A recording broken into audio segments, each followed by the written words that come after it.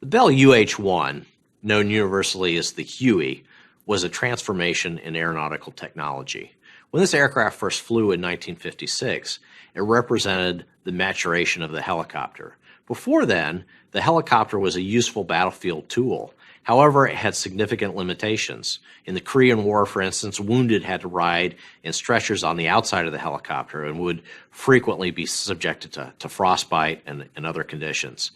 The Huey was intended originally as an ambulance that would accommodate those wounded on litters on the interior of the aircraft. However, this required several critical new technologies. One of these was the gas turbine engine. So turbojet aircraft had been around since World War II, but having a turbine engine drive the complicated transmission of a helicopter was not an easy thing, and that technology really only came into play in the middle of the 1950s. The turbine engine was small and could be easily mounted on top of the cabin, making the helicopter a lot more compact and useful. The other major innovation that the Huey featured was the Bell rotor system. And this was a very simple rotor system. It was very rugged, easily maintained in the field. There were other helicopters that were used before, particularly during the Vietnam War, but they had complicated rotor systems, very difficult to maintain in the field, and there were a lot of penalties in operation. Now, one of the most distinctive features of the Huey in service was its whomp whomp sound that really made it an icon of the Vietnam War, and that was due to these very large rotor blades. Those rotor blades are lifting a lot of weight, a very large chord. They produce very significant vortices at their tips, which are traveling at near the speed of sound. And as each rotor blade tip encounters the vortice of the preceding blade, that creates that enormous interaction that creates the very large whomp sound as it moves through the air. Now, the Huey was a very important aircraft for the Vietnam War. It made up over 7,000 of the 12,000 helicopters deployed between 1962 and 1975. It also was by far the most significant aircraft in terms of operations. It carried troops in the field, evacuated wounded, and served as a gunship. So a very important aircraft all around. It transformed warfare, with the helicopter moving from just being a piece of support equipment on the battlefield to being the centerpiece of American strategic operations.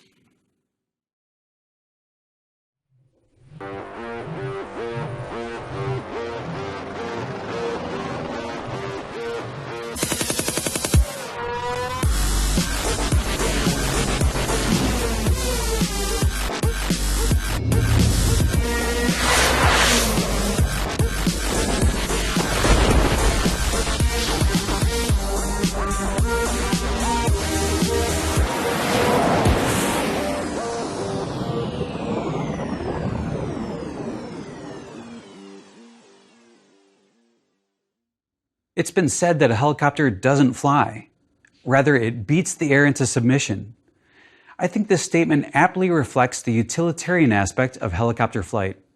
It evokes the harsh realities of vertical flight, the complex mechanisms involved, high blade rotation speeds, and unsteady aerodynamics, all required to keep the helicopter in the air.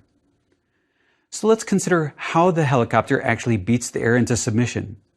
What we'll see is that the same fundamental laws of aerodynamics apply to helicopters. We just exploit the physics a bit differently. People have been dreaming of helicopters for a long time.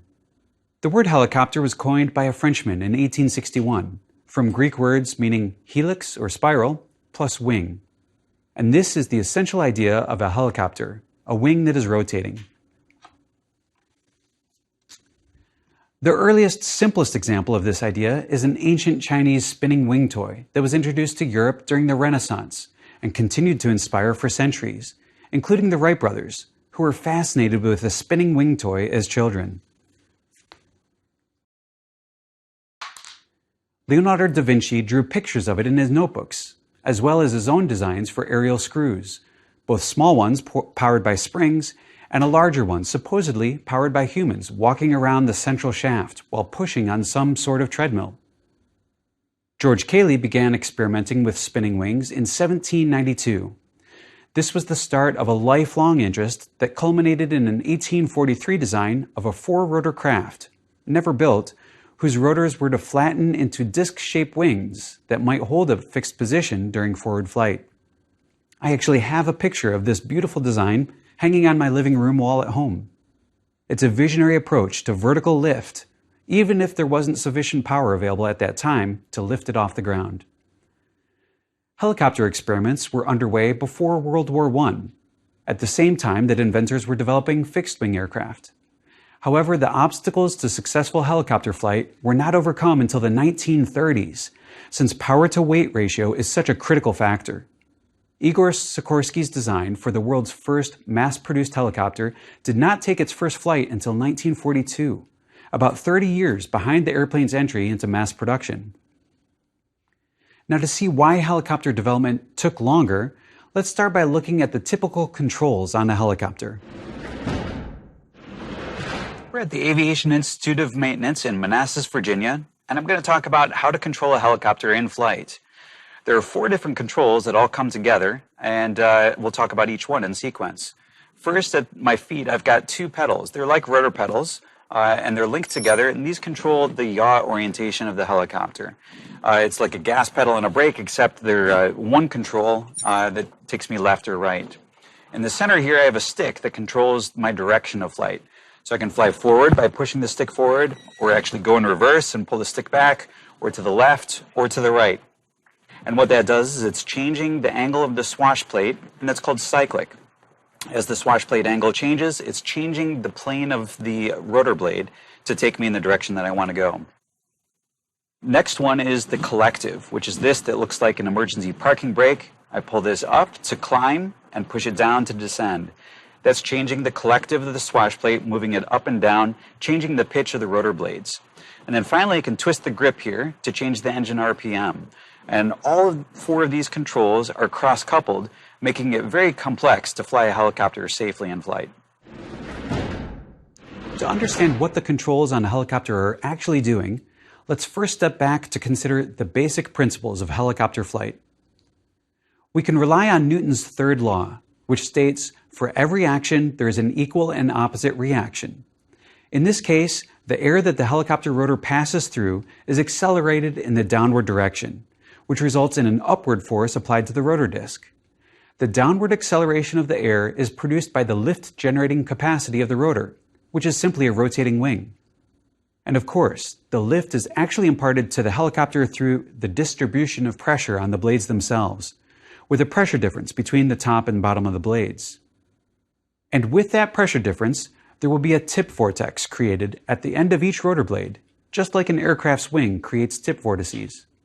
A helicopter's tip vortices aren't so hazardous to other aircraft, but they do have an impact on how a helicopter flies.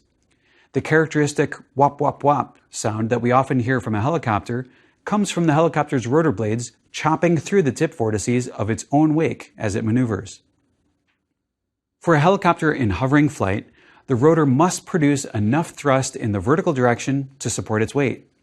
And the greater the amount of air that the helicopter rotor acts upon, the more thrust the helicopter can produce. As with fixed-wing aircraft, the key physical concepts are the conservation of mass, the conservation of momentum, and the conservation of energy. Let's diagram how air is impacted by the helicopter. Above the rotor, the mass of air coming in has a large extent. Starting from zero velocity, far away from the rotor plane, the air is accelerated as it reaches the rotor disc. The region of air also contracts as the velocity goes up, in keeping with the principle of conservation of mass, which says that area must go down as the velocity goes up. Then there is continued acceleration of the flow through and below the rotor disc until a point downstream from the rotor where the wake narrows to a minimum and the local velocity is the highest. Applying the conservation of momentum, we see that the force, or net thrust, produced by the rotor must be equal to the mass times the acceleration. Since a continuous stream of air is being accelerated, we can express this as the thrust being equal to the mass flow rate through the rotor disc times the total change in velocity from the inlet to the exit of our stream tube containing the rotor. Since the change in velocity is just the difference between exit and inlet velocity, the inlet velocity is zero. We can say that the change in velocity is equal to the exit velocity.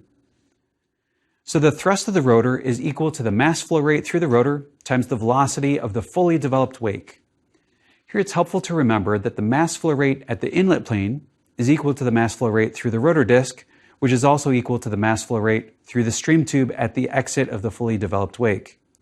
This directly results from the conservation of mass, since we have drawn the boundaries of our stream tube to be parallel to the streamlines, allowing no flow across the lateral boundaries of the stream tube.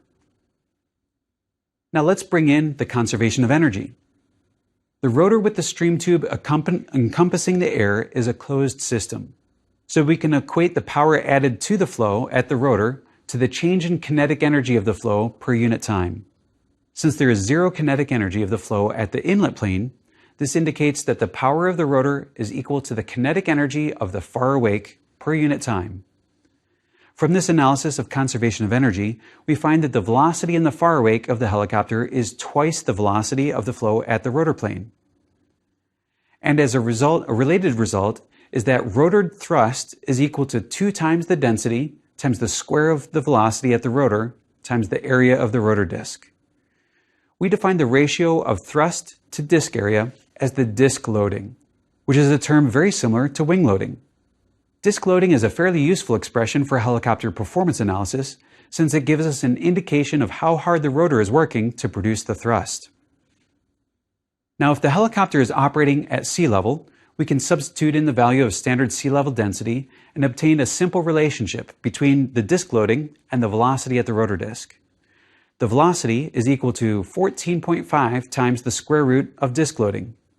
This is for disc loading in units of pounds per square foot and velocity in feet per second.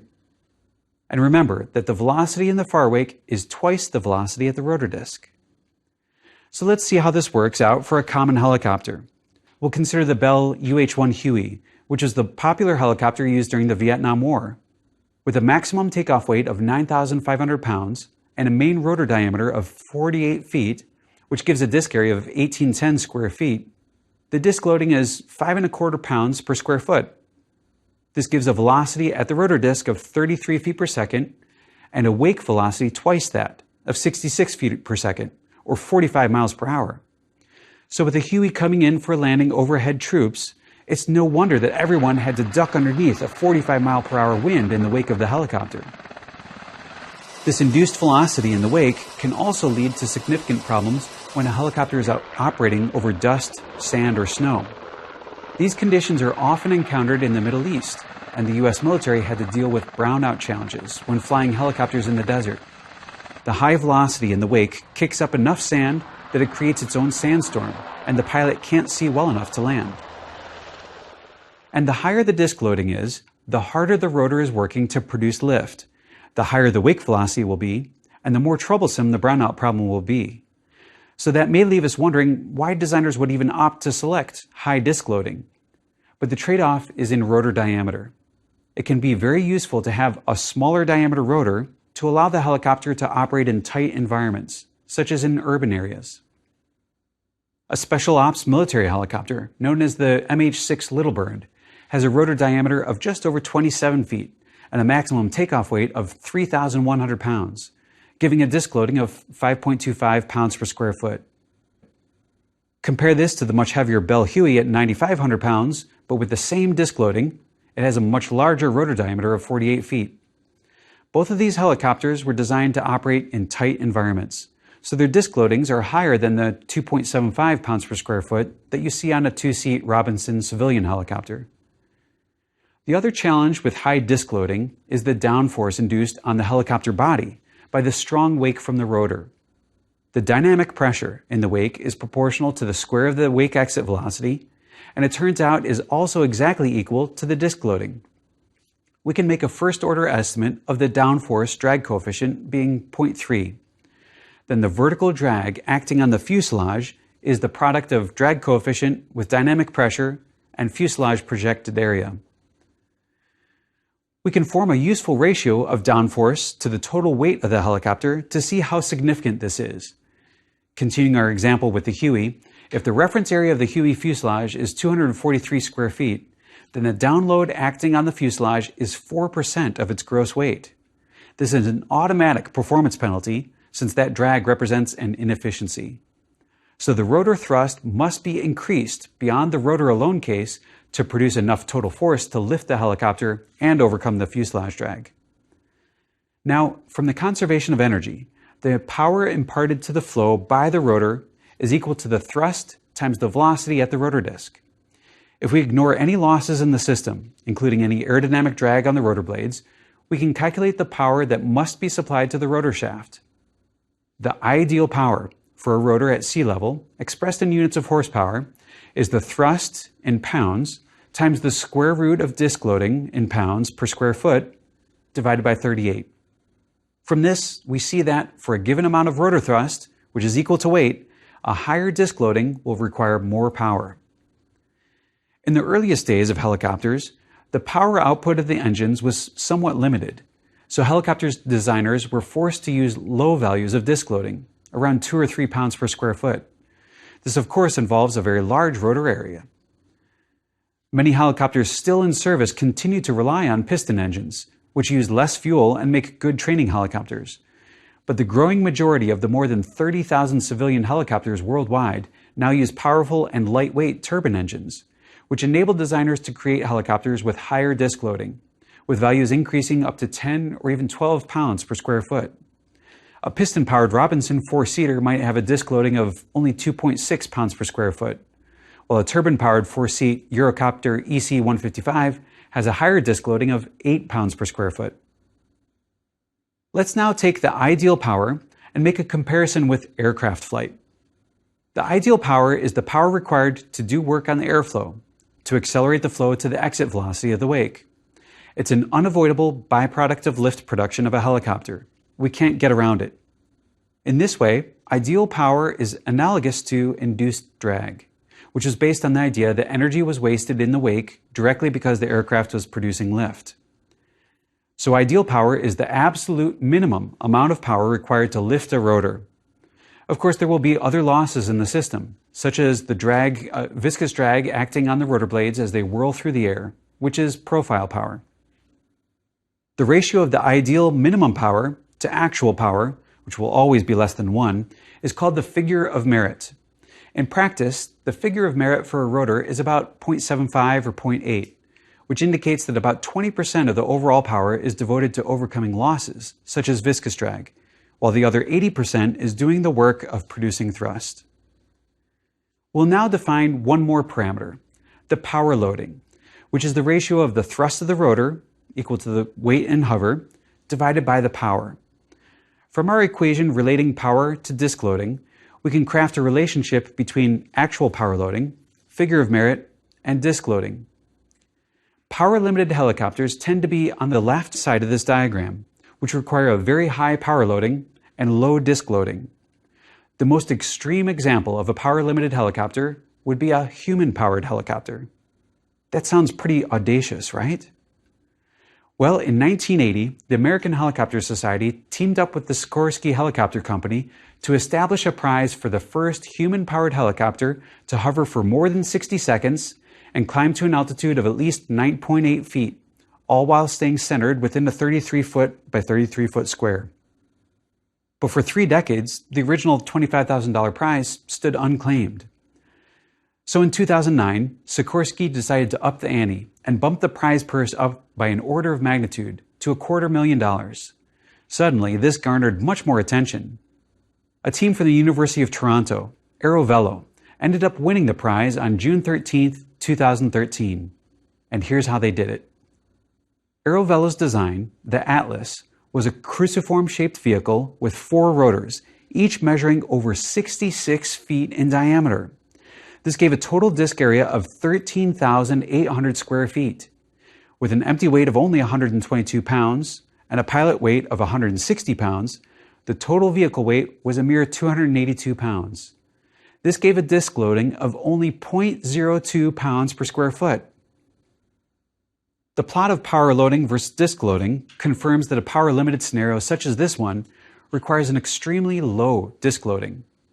The total weight of the vehicle is going to be constrained by the weight of the pilot, so the rotor disc area must be very large in order to keep the disc loading as low as possible.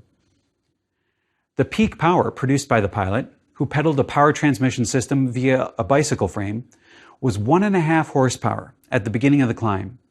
The pilot, Todd Reichert, applied this peak power at the beginning of the flight to immediately climb to a height of 11 feet, and then kept pedaling with enough power to keep the Atlas aloft for 64.11 seconds, finishing with a power output of 0.8 of a horsepower for a power loading of 352 pounds per horsepower. Now, let's address a common fear that many people have about helicopters of all types. What happens if the helicopter loses its engine? An aircraft that loses power can glide in for a landing at a suitable location, but a helicopter? Sounds pretty scary. It seems like it would drop like a brick, right?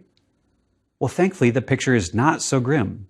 In fact, for me personally, if engine power is going to fail, I'd rather be in a helicopter than an airplane. Here's why.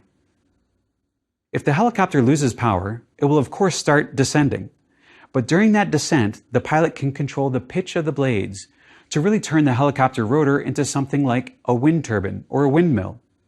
While the helicopter rotor in normal flight is taking power from the engine and turning it into kinetic energy of the rotor wake, a helicopter during auto-rotation is doing just the opposite. During auto-rotation, the rotor takes the kinetic energy of the falling vehicle and turns it into rotational energy of the rotor blades. Now, if the pilot isn't careful, the speed of the rotor blades can spool up very quickly, leading to an overspeed condition that would throw the blades. But if the pitch of the blades is carefully managed, just enough energy from the flow can be extracted to slow the helicopter descent rate without overspeeding the blades. Then, when the rotorcraft approaches the ground, the pilot puts the helicopter into a flare and slows the descent even more with a momentary increase in rotor speed until touchdown. With a properly flown auto-rotation maneuver, a helicopter can land with a speed of just about 10 miles per hour and without a lot of forward momentum. In contrast, an airplane without power has to find a suitable place to land as a glider and needs sufficient runway length to bleed off the forward momentum and come to a rest. In fact, a properly flown helicopter in auto-rotation will descend more slowly than it would by parachute. And auto-rotation can be used no matter how high the helicopter goes. A world record for altitude, achieved by a helicopter, set back in 1972 by Jean Boulet, was a record-smashing height of 40,814 feet. But as he reduced power for descent, the jet engine of the helicopter lost power and failed to restart. Fortunately, Boulet was able to use the auto-rotation to safely travel all the way back to Earth, not only surviving, but also setting another world record for auto-rotation. So auto-rotation is a wonderful tool that we see in nature with maple seeds. Each seed has a small wing. Think of it as a single-bladed rotor. As the seed falls, the single blade causes the seed to rotate, which slows the descent of the seed. This allows more time for the seed to be carried laterally by the wind, which successfully spreads the maple seed farther. Now, I said that a helicopter pilot can control descent during auto-rotation by controlling the pitch of the blades. Let's take a closer look at exactly how that works. At the hub of the rotor assembly, there is a complex mechanism for controlling the blade pitch. I am truly impressed by this mechanism because it's so intricate and an elegant solution all at the same time. The centerpiece of this mechanism is a large bearing called a swash plate. The swash plate has a fixed plate with a rotating plate on top. Attached to the rotating plate are push rods, called pitch links, that connect between the swash plate and a point in front of the pivot on each blade. So as the swash plate assembly moves up, the pitch links are pushed upwards, which causes each of the blades to pitch up in unison. When the blades pitch up, they're at a higher angle of attack, so the blades produce more lift, and the total thrust of the rotor disc is increased. As a result, the helicopter climbs. This type of control is called the collective, so named because all the rotor blades collectively pitch up in unison. So great, that's how a helicopter can climb. But what about forward flight, or flight to the side, or even backwards?